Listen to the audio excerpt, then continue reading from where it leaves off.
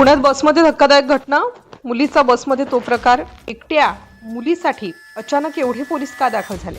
वर्धाव बसमधील प्रवासी तिच्यावर का चिडले होते? त्या दिवशी सकाळी अस्मिता नेहमीप्रमाणे लवकर उठली होती। तिचं शिक्षणासाठी संबंधित महत्त्वाचं काम असल्यामुळे तिला पुण्यात पोहोचणं गरजेचं होतं।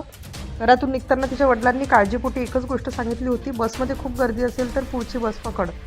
अस्मिताने हसत मान हलवली आणि ती बसस्थानकाकडे निघाली। त्यावेळी ना तिच्या मनात कोणती भीती होती ना घरच्यांच्या मनात। हा प्रवास तिच्या आयुष्यातला सगळ्यात वेगळा प्रवास ठरेल याची कल्पना तिलाही नव्हती आणि घरच्यांनाही नव्हती। बसस्थानकात नेहमीप्रमाणे प्रचंड गर्दी होती। पुण्याकडे जाणाऱ्या बसमध्ये जागा मिळवण्यासाठी लोकांची धावपळ सुरू होती। अस्मितालाही कशीबसी एक सीट मिळाली। शेजारची जागा रिकामी असल्याने तिने तिची बॅग तिथे ठेवली। बस सुरू झाली आणि काही अंतर पार करताच अजून प्रवासी चढले। प्रत्येक थांब्यावर गर्दी वाढत होती। बसमध्ये उभं राहायलाही जागा उरली नव्हती। काही वेळाने एक वयोवृद्ध आजी बसमध्ये चढला। त्यांनी आजूबाजूला पाहिलं आणि अस्मिताजवळ येऊन शांतपणे बॅग बाजूला करायला सांगितली। पण त्या क्षणी अस्मिताच्या चेहऱ्यावर वेगळेच भाव होते।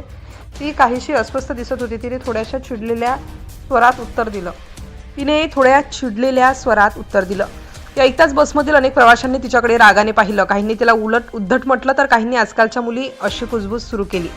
अस्मिताला मात्र त्या बोलण्याचं काहीच भान नव्हतं। ती अधूनमधून डोळे मिटत होती। कपाळावर घामाचे थेंब दिसत होते। तिचा श्वास जरा वेगाने चालू होता, पण गर्दीत कोणालाही तिच्या चेहऱ्यामागचा खरा संघर्ष दिसत नव्हता। सर्वांना वाटत होतं की ती मुद्दाम दुर्लक्ष करते आहे।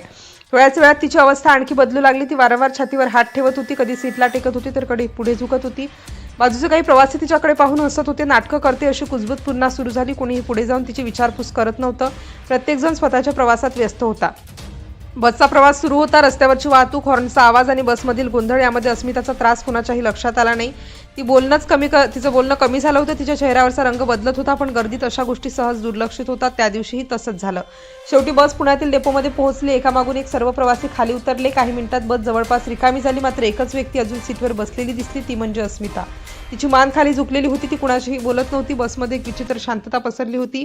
बस कंडक्टरने सुरुवातीला तिला उठण्यास सांगितलं। प्रतिसाद मिळाला नाही। त्यांना वाटलं ही मुद्दाम दुर्लक्ष करते आहे। ती थोडा वेळा रागाने तिच्या जवळ गेला, पण अगदी जवळ गेल्यावर त्यांच्या लक्षात आलं की काहीतरी गंभीर आहे। त्यांनी तिच्या खांद्याला हलकेच हात लावला। अस्मिताने डोळे उघडण्याचा प्रयत्न केला, पण तिचा आवाज खूप मंद झाला होता। कष्टाने बोलत तिने फक्त एवढंच म्हटलं, बाबांना फोन करा।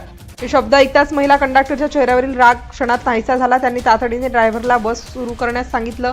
ड्युटी संपली होती तरीही त्यांनी वेळ न दवडता बस थेट जवळच्या रुग्णालयात दिशेने वळवली। त्या क्षणी ती एसटी बस प्रवाशांची बस नव्हती, तर एका जीवासाठी धावणारी आशेची गाडी बनली होती।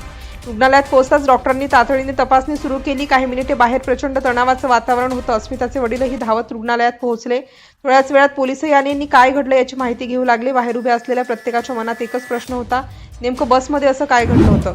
काही वेळानंतर डॉक्टर बाहेर आले आणि त्यांनी सांगितलेलं सत्य ऐकून सर्वजण स्तब्ध झाले। अस्मिताला कोणत्याही गुन्ह्याचा, हल्ल्याचा किंवा अफवांमध्ये सांगितल्याप्रमाणे दुसऱ्या कोणत्याही प्रकारचा सामना करावा लागला नव्हता। तिला प्रवासादरम्यान हृदयविकाराचा तीव्र झटका आला होता। छातीत होणारी कळ, घाम आणि अस्वस्थता ही त्यांचीच लक्षणं होती।